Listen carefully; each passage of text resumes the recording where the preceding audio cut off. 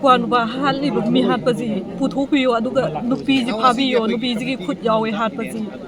इक्वा जी दा पैसा अदुकी मतिक यावगी जही तरुक तरे की तोलो अदुना माना पैसा जी पामबगी खुनेक तोरगा इक्वा जी था मा माय मनाक थमगा ngarang अहिं जी हालन बनि पुथोगा नुपी जी फाबियो अदुगा मी हाथ पुथो त्रिबो अखोय खोंजन हनुक जेरो ngarang thoning daba thogdo ngarang January ta kun ga mathoi 2026 numit asida yamna lebak thiba thoning daba thogdo akoigi inong nupa manglampham sikantabu yam tamthina hatopi ki bagi semjari ba ngasi asigumlaba JC asina thamjari ba wafam singdi asiba hakchang leibak mayam khangna atubada puthokpiyo mara leiba mihat pasing atubada dandi pibiyo hairiba case asi akoi NIA da atu matamda pahen biba pami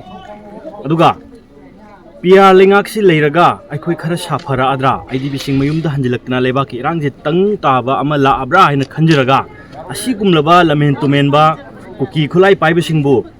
nongmai gi trigger thingba ngamdragadi yam thuba matamda PR lingak sina popular government amada lenga asi sinabiyo hairiba wafam sing asida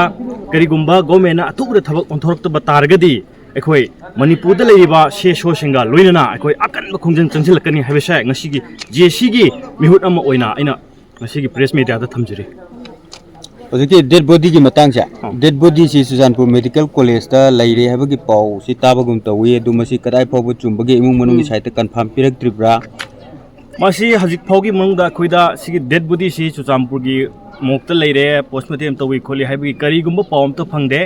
akoina phangjari basi social media da thagalakpa haibe inaw sibo minungsi leitana nongmina kapaga hatopagi video clip sikatani akoina thengnajari base